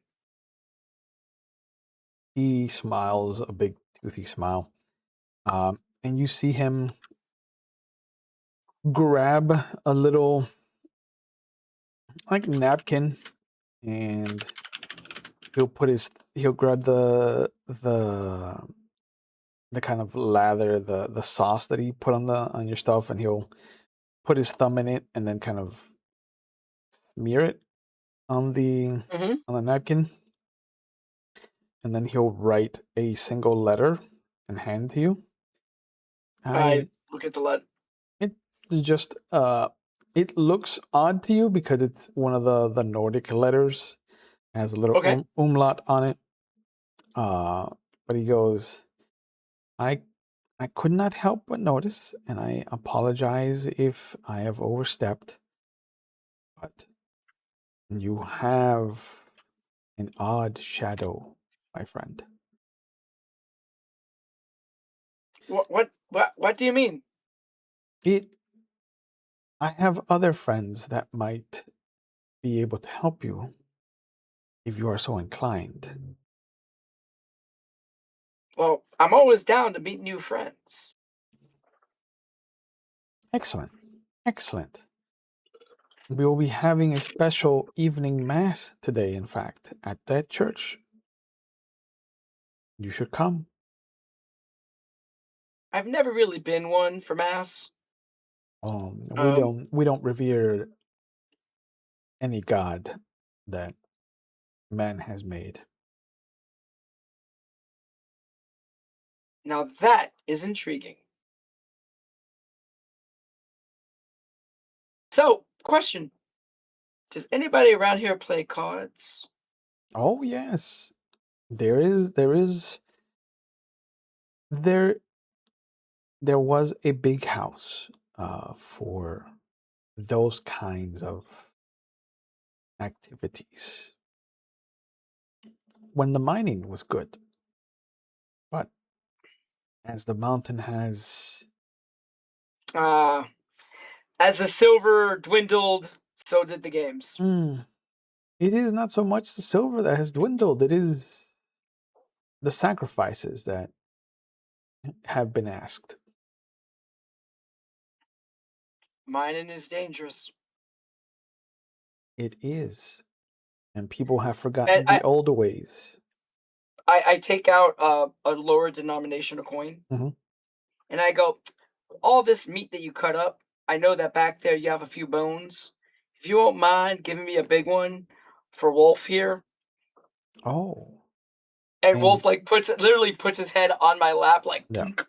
yep. Yeah. And you hear him give you a little like, oh, and he scurries around the other side of the cart and he grabs what is like a leather napkin, a leather Yeah. handkerchief, and you see him putting the longer bones. Puts about Nice. five of them, and he just rolls them up and hands them to you. Oh. I take out the first bone, and I do the thing where I sit there over him and he doesn't take the bone Mhm. until I go, you can take it. And then Yeah, he takes it. and yeah, very gently the mouth comes up Yeah. and envelops it. Hmm. And I give him a good little pat. Mhm. And he just sits down on the floor. "Nah, nah, Yep, nah, yep. nah." But the old And, man I, comes back and by around. the way, when he does, I look at him, I go, much appreciated. You're a stranger in a strange land. I have been taught to take care of people like you. So, um, so you guys had a mining accident? And he looks around like he's about to tell you a secret. And I he's lean in. Yeah, and he does too. It is not so much an accident as the old ways were not observed. It The mountain has given in the past, but it has taken. And when we refuse to give, it takes more than it should. You know what's funny? You guys are a continent away from each other. Yet, I heard Indians, the Indians around my parts, talk very much the same way. Oh, the old mountains never forget. They may have been ripped apart by the big ocean, but the old mountain was the spine of the world. Makes sense. Yeah, I continue eating. And by the way, no shame. I am licking my fingers Hmm. because that sauce. I'm like, Yeah, I even the shish kebab. I actually do the. Mm. and as he takes it from you and Mhm, to throw it away, he has a little basket of refuse. Um, you will hear what sounds like a handbell, and you will see him suddenly shoot up and mhm. grab his stool, put it in his cart. He grabs a jug of water and just douses it over the embers, and he even grabs the two other pieces of meat that were on the grill that he just kind of splashed, and he hands them to you. He's just like, find somewhere safe, my friend. The streets are not safe anymore. Oh, is there a place I may be able to get a bed for the evening? Um, the lighthouse might be the safest place for you. Excellent. Thank you, sir. Yeah, yeah. Much appreciated. The moment you get up, like he grabs your stool and throws it into his cart, and he starts to just kind of pull it down the street. So, when did you say the thing was gonna happen at the church? In the evening. I'm gonna go straight to the lighthouse. Okay. Like after what he said, and the fact that he's picking his shit up that quick. Hmm. I look at Rolf and I'm like, seems to me like we should be going. Come on, give me that bone. And he gets up and I go, leave it. He leaves it for me. Put it in the bag. Let's go, boy. Yep. And when you Oh, by get, the way, Mhm. when we start walking, his tail goes down. Okay, Like he does not like where we are.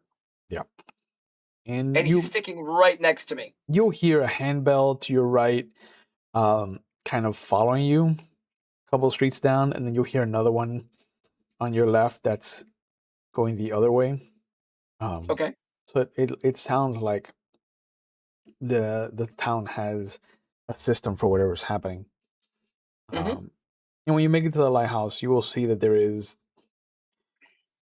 old old woman, Mm-hmm. uh, big classic turn of the century dress, the shawl over her shoulders, and just sitting there.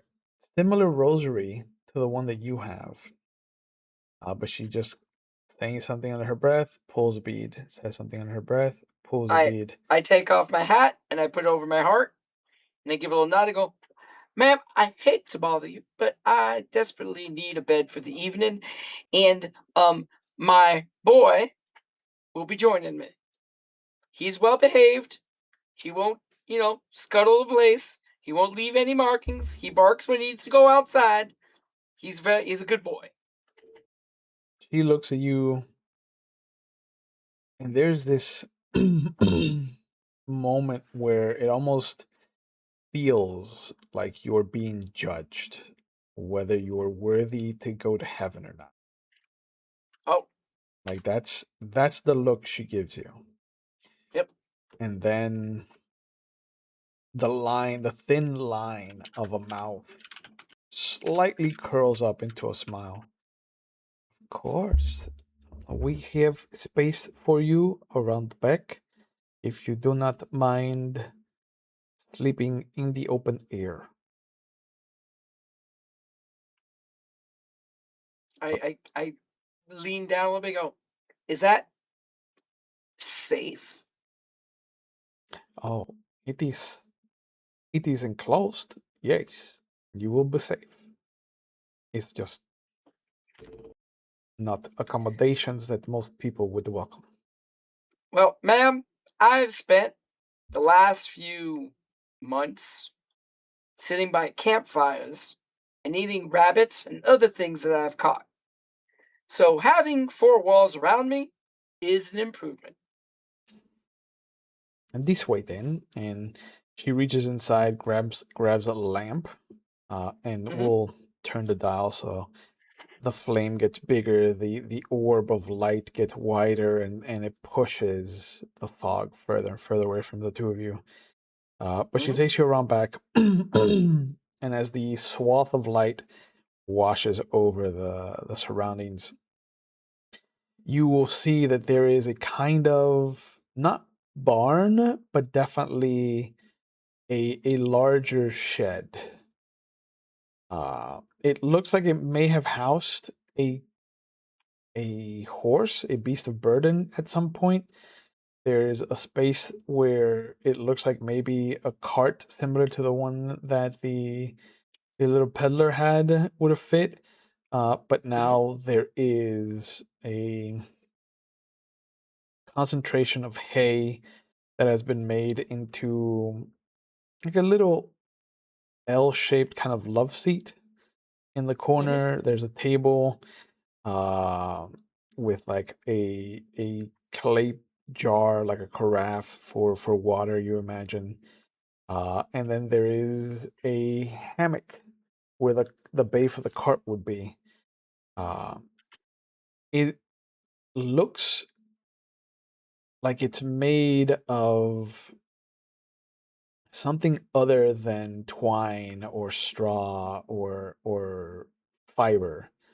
Um, what strikes you about it as you take it in?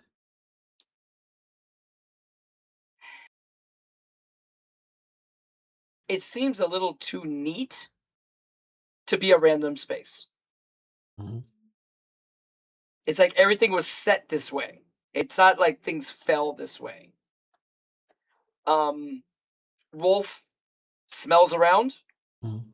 and starts doing like a circle in the hay, and bloop, and as soon as I see him do that, I'm like, take the space. Excellent. There are furs, and she goes over to what looks to be a foot locker, and she just taps it with her foot. There are furs and blankets in the box should it get cold in the evening. I will bring Mhm. you a spare lamp if you would like.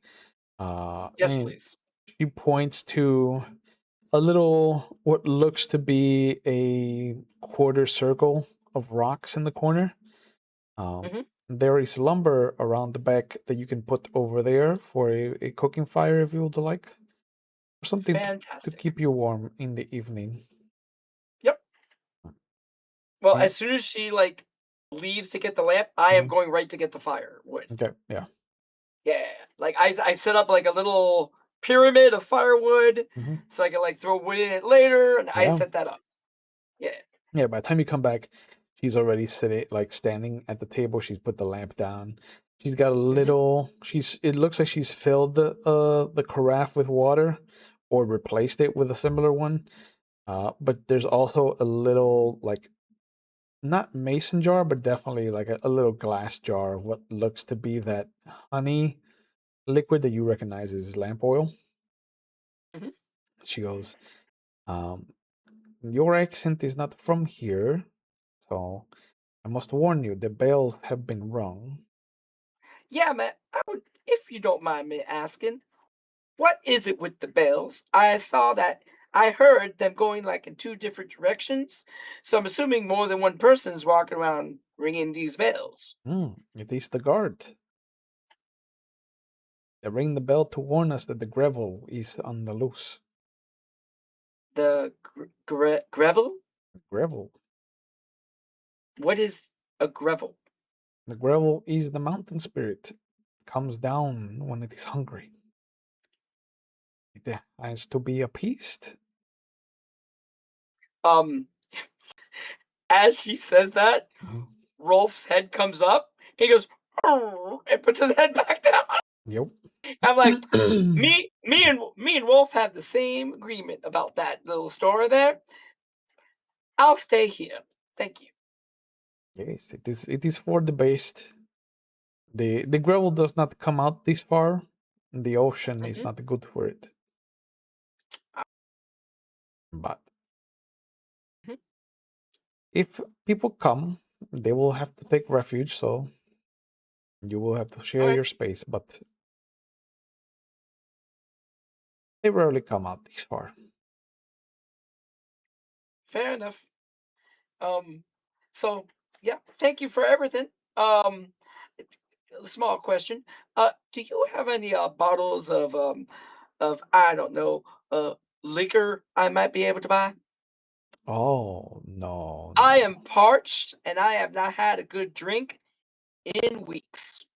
She points to the carafe, the clay carafe. She's like, I have brought you water from the Mhm. well.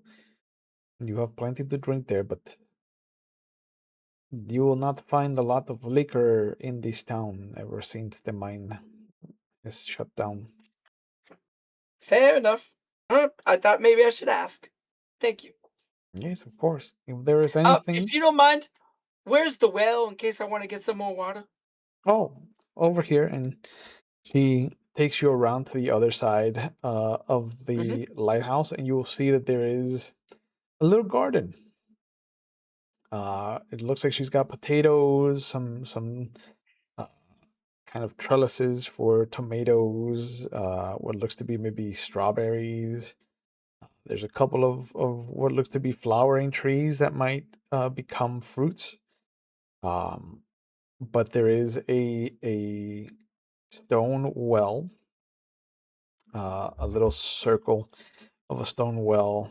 There's no little house on top of it, no roof. Yeah. But there is a bucket with a long kind of coil of rope next to it. And uh, you will see that there is a bench on either side of the well. Uh, the one that you imagine is to the south overlooks the town. Like Hmm. it's got a beautiful view. You can like as the light from the lighthouse kind of just like again washes away the fog for that moment. And then that fog kind of rushes back in like a flood. The town is picturesque. Um, I look over at the lady and I go, ma'am, you surely have a green thumb. it is not mine, but I assure you that I hold to the old ways and I give when asked. Uh, and then she'll point to the northern bench. Hmm. She goes, I tend to not sit there unless I am prepared to have a conversation. Be aware, this one, and she kind of pats the southern bench, is the best one for sitting out here. Um, would you mind? I'll pay, of course. If I could get a few of those delicious looking strawberries. Oh, mm, help yourself. I don't take a lot. I take like maybe three. Yeah. I take enough to give myself a little treat. Let's have you test out the system and roll Okay. vigilance while you're picking your strawberries. So for roll 20, you just want to hit vigilance, and it'll ask you some questions about like whether Okay, let me you're see. pushing or Hit vigilance. nope. Uh, I there we go. Yep. How many additional dice would you like to roll, None. including advantages? Okay, so I have that talent, but I don't Mhm. think it's yeah, because I have no mental conditions right now. No. So, uh, okay, so I'm just gonna roll no this additional dice. So Yeah, just no. no additional No dice. additional dice. Submit. Normally, if a piece of equipment that you have, uh, Learning. Oh, I hit learning. My bad. you're Sorry. okay. You're all right. Normally, if you have a piece of equipment that applies to a roll, you can use it to Yeah. give you a bonus. Ooh, Two. so you did not get any successes. No, I would have got it with learning. But yeah, no successes. I only have one dice. Wait a minute, isn't it roll lot your ability score dice as well? Yeah, I don't know why I didn't do that. Yeah, it's just rolling that one dice. It's not rolling my fit my logic, which would be an additional three dice. Yeah, just roll So I logic guess then. I'll do that. Yeah. Yeah, just There roll you your go. logic. Boom. All right, there we go. So yeah, 2 successes is better. All you really need Yes. is 1 6 for the system. Mm-hmm. If you had failed, one of the cool things about all the freelance games is that there's ways to push the roll, which is where you get to reroll. Okay. In Alien, the push mechanic comes with a stress die. That's the Yeah, way that that dude, that stress die. yep, Such a good mechanic. yep. Uh, Here in Vaesen, when you push a roll, you take a condition depending on whether it is a mental roll, which is based off of logic or empathy, or whether it's a physical Yeah. roll, which is based off of physique or precision. And you, Nice. yeah, Okay. you'll see the conditions off there to the left. But when you push, you choose what condition you're feeling, and then you Okay. work it into your roll. So had you Got it. failed, you Okay. could have chosen one of the four, and then it described how that led Like you I could have gone to. with frightened Yeah, and yeah, okay. yeah. If you succeed, you explain how that led you. Being frightened kind of led you to see what you noticed. But because you succeeded, you will notice that in front of the little bench to the north, Yeah. there's what looks to be these almost, if not for the rounded edges, these almost perfect triangular stones that are maybe an inch to 2 inches apart from each other, almost like staggered steps. Uh, that maybe like 8 of them that lead to a little circle of posies and small little flowers. Uh, but it's a almost a perfect circle. Uh, the grass is well kept. Um, Outside the circle, inside the circle, there's just this kind of what looks to be soft, very fertile looking soil, uh, but nothing's growing out of it. And the circle Okay. looks to be maybe about a foot, foot and a half in diameter. So so Peter knows what this is. Correct. The question is, would Maverick know a little bit about this stuff? Seeing that he's been in the old world for a little bit. Mm. I mean, you could try a learning roll and see what happens. That's what I was thinking. And this Uh time, if it does the same thing, let's give and then your logic. yeah add the 3 dice for logic. Oh, okay. I got it for okay, no successes. Um no, you know what? In this case, I don't know. Okay, I seriously don't know. I've valid. I've I've you know what? I saw stuff like this in Ireland, but I don't know why. I just thought it was cute. Mm. Oh, look, they do it here too. Huh? And I walk away.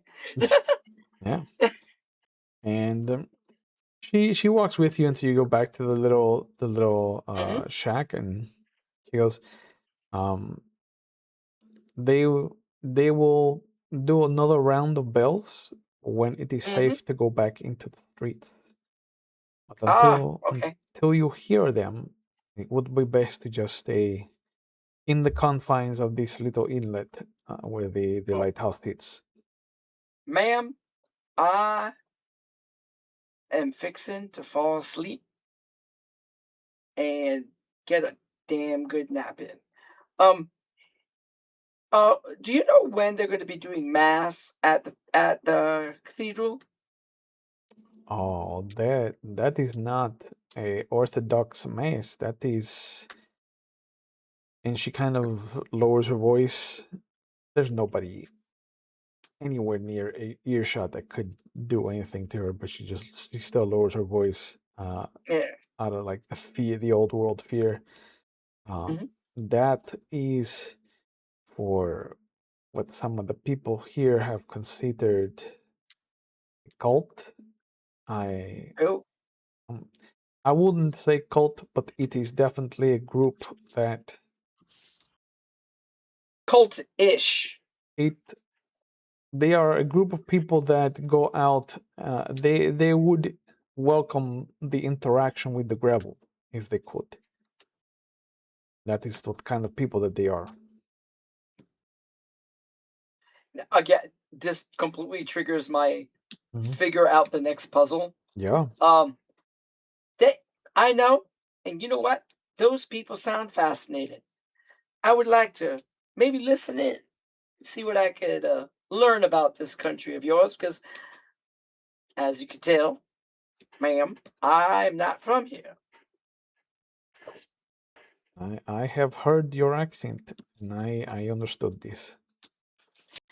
Well, I'm going to take my nap now. I'm going to start that fire. And I'm going to enjoy these beautiful strawberries. Um, and thank you very much for your hospitality. Of course, you enjoy yourself while you are here. Hmm. And she So will scurry out. I look at the wall, Mhm, and there's a hat hook that I mhm. didn't notice before. Sure. Boop. Yep. I put my cane against the wall, and I open my duster, and I undo the safety little strap on my Bowie knife, Yeah. and I leave it there in case I need to draw that thing. Because you know what? It's kind of a little creepy. Even though Rolf is already asleep and snoring, Yep. so I start up the fire. Um, and I get it to a point that's nice and comfy and keeping everything warm. Mhm. Um, and I I lie down, so my head is on Rolf, Okay. and I let Rolf's snoring put me Mhm. to sleep. Um, in the interim, that moment between wakefulness and drifting off into slumber, you will feel something almost like a fly or some kind of insect on your arm. I reflectively catch it. Okay. And you'll hear ow, I open my hand. and there is a small 8-inch, 6-inch tall fairy. And as you look at it What? and it looks at What you, incarnation? yeah, I think this is a good point to ask you my last question, Pete. Uh, What? did you have a good time, and is this a kind of game that you would want to run or play in the future? Yes. Okay, perfect. Yep. Thank you for being a part of this, Pete. I hope you Yeah, had a man. good time, man. I am looking forward to this. This is gonna be fun. Yeah, yeah, yeah. So as always, I want to thank you. I want to thank the audience for joining us, and I want to give you a chance to plug whatever you're into. I know that Rotted Capes is out and about. It got funded on Kickstarter. Yep, Uh, it got funded. And it's all the people, all the backers are in my little Discord playtesting it. mhm, Some of them have become superheroes in finding little mistakes here and there yeah, and tightened up the manuscript.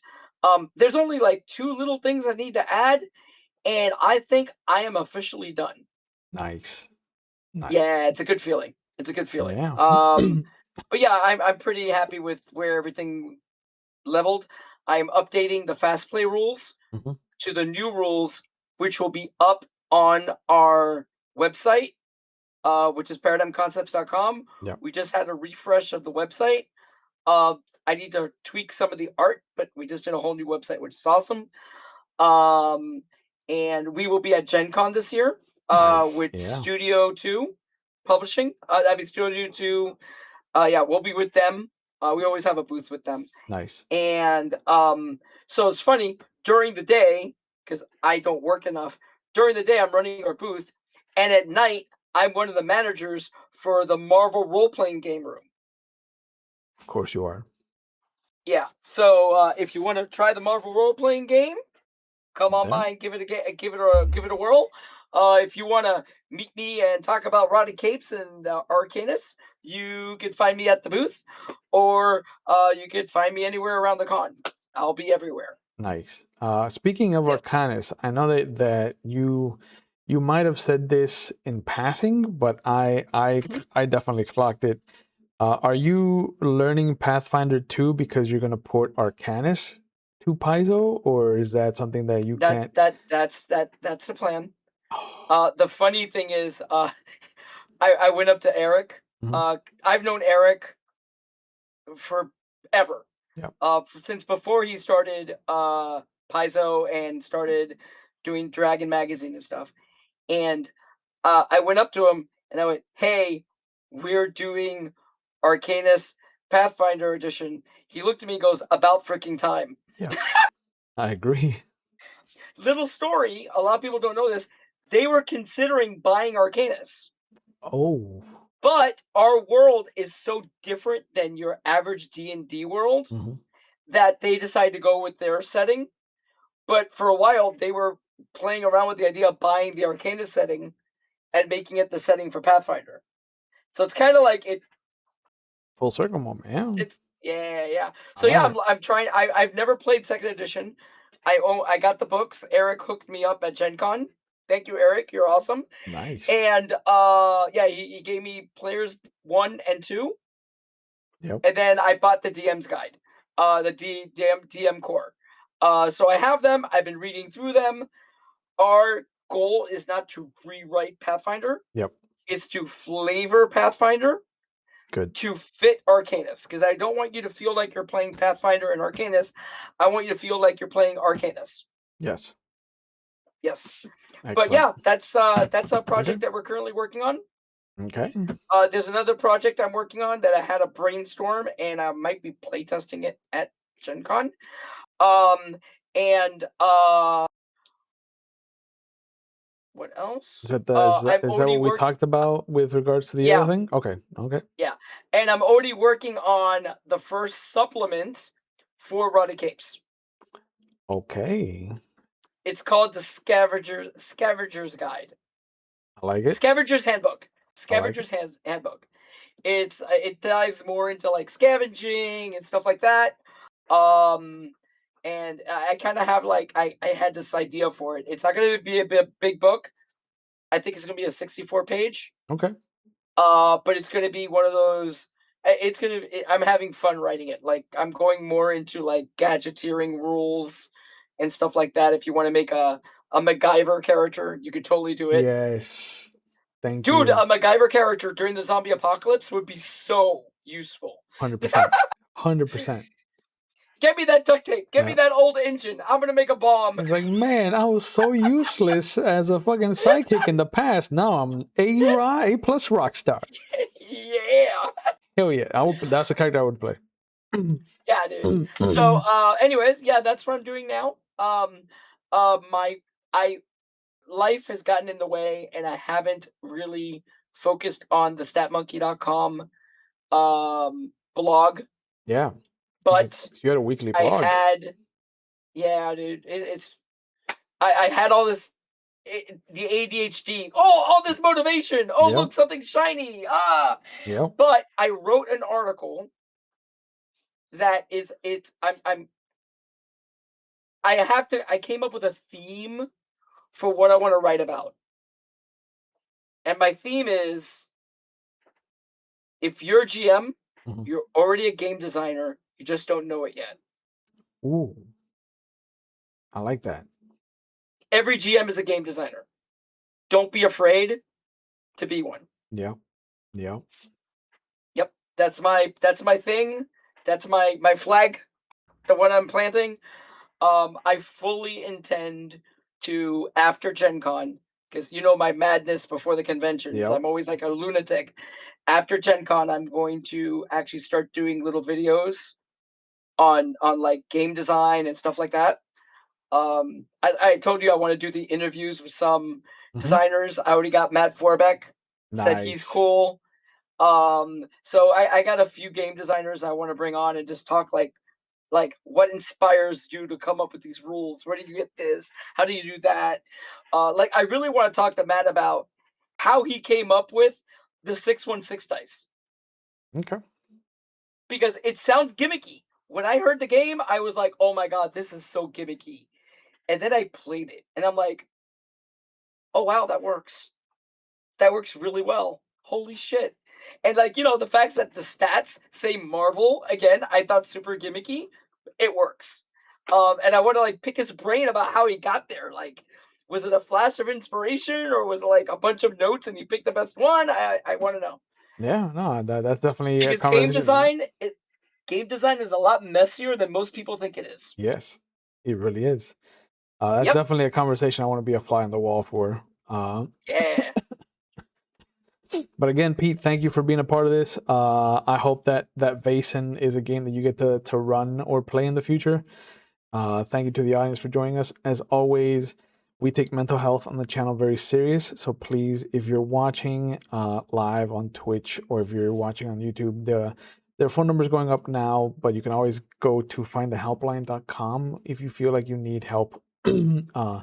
Findhelpline.com will help you find the resources in your area, especially if you're not in the United States and suffering from the ever dismantling system of what we had and the government, which leads me to my last point. As always, if you ever question where you sit on the channel, I'd like you to be aware that here we believe that fuck Donald Trump, fuck RFK, free Palestine, trans lives are human rights, or trans rights are human rights, Black Lives Matter, protect the dolls, and I always feel like I'm forgetting one, so I always bookend it with fuck Donald Trump. And as always, please be safe out there, take care of yourselves, cause some good trouble, and we will see you when we see you. Have a good night, everybody. Bye.